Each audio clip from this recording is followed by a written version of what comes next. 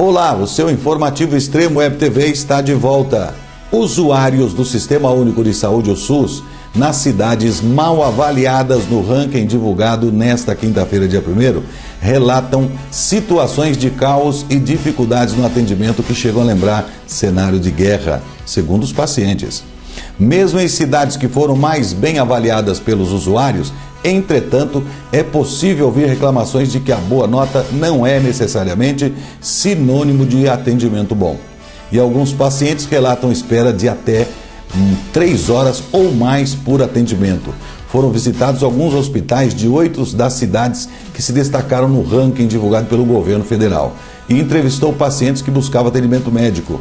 A longa espera foi a principal reclamação ouvida em postos médicos da rede pública, por exemplo, de Vitória, Curitiba, Ribeirão Preto e Arco-Íris, que ficaram nos primeiros lugares da lista.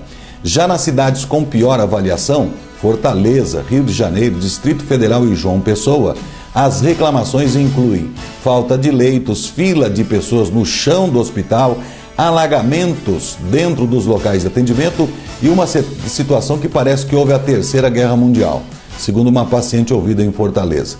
Esse índice é elaborado pelo governo que revela que somente 1,9% da população brasileira vive em municípios cujos serviços públicos de saúde têm notas que alcançam a meta estipulada pelo Ministério da Saúde. São, no total, 3.600.000 pessoas residentes nas 347 cidades com notas acima de 7 no Índice de Desempenho do SUS, o IDSUS, lançado ontem, dia 1º, pelo Ministério. Trata-se de uma parcela menor que as dos 5.700.000 brasileiros que vivem nas 132 cidades com piores serviços do Sistema Único de Saúde, isto é, com notas inferiores a 3,9. A média nacional resultante do índice é de 5,4. O país passou raspando na nossa avaliação, disse Paulo de Tarso Ribeiro de Oliveira, diretor do Departamento de Monitoramento e Avaliação do SUS.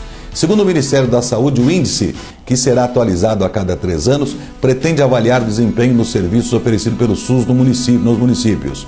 O ministro da Saúde, Alexandre Padilha, classificou o lançamento do novo índice uma parte de uma obsessão do governo em avaliar seus próprios serviços e atribuiu à presidente Dilma Rousseff essa cobrança. O SUS não pode, de forma alguma, temer o processo de avaliação. Muito pelo contrário, tem que ser visto como algo fundamental para que a gente dê conta de alcançar no SUS, declarou o ministro. A Defesa Civil decretou estado de atenção por causa da baixa umidade do ar em São Paulo nesta quinta-feira, dia 1º. Por volta das 12 horas e 15 minutos, o índice estava abaixo de 30%, segundo o Centro de Gerenciamento de Emergências, CGE. A orientação da Defesa Civil é para que sejam evitados exercícios físicos ao ar livre entre 11 e 15 horas, enquanto a cidade permanecer em atenção. Os ambientes devem ser umidificados com vaporizadores, toalhas molhadas, recipientes com água, entre outros. O ideal é beber bastante água. Quem não tomar essas medidas preventivas pode sofrer de ressecamento de mucosas do nariz e da garganta, ficar com o nariz entupido ou com sangramento, ter tosse e dificuldade para respirar, além de crises de asma. Há ainda o aumento de riscos de infecção respiratórias, piora de doenças pré-existentes como asma, bronquite, rinite e enfisema, ressecamento da pele e irritação dos olhos. Isso na capital paulista, mas o calor se estende por todo o norte do estado de São Paulo e a região sul aqui de Minas Gerais.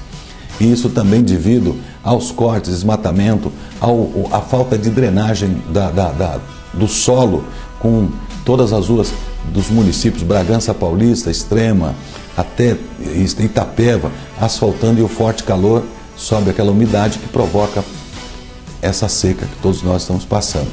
Então beba bastante água, tome água entre 11 e 3 horas da tarde, procure não fazer exercício físico, fique mais quietinho, mais sossegadinho, ok? Por 4 votos a 3, o Tribunal Superior Eleitoral determinou nesta quinta-feira, ontem, que não poderão concorrer às eleições municipais deste ano os políticos que tiveram a prestação de contas de campanha de 2010 rejeitada pela Justiça Eleitoral. Reprovações anteriores às eleições passadas serão analisadas caso a caso. O TSE mudou a interpretação da lei eleitoral feita para as eleições de 2010, quando era exigido apenas que o político apresentasse as contas para ter liberado o registro de candidato. Ao final de cada eleição, os políticos que participaram das disputas são obrigados a entregar à Justiça Eleitoral um relatório do que foi gasto e arrecadado pelo candidato, pelo partido e pelo comitê financeiro. A reprovação acontece quando são identificadas irregularidades nesta prestação de contas.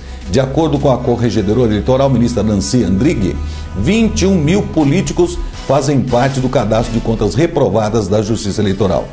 Nem todos, porém, estarão automaticamente impedidos de concorrer, já que o cadastro inclui reprovações anteriores a 2010. Com a decisão, o político que estiver em débito com a Justiça no momento do registro não poderá concorrer. Caso as contas sejam apresentadas e a Justiça Eleitoral demore para julgá-las, o candidato poderá concorrer. Seu informativo Extremo Web TV volta já já.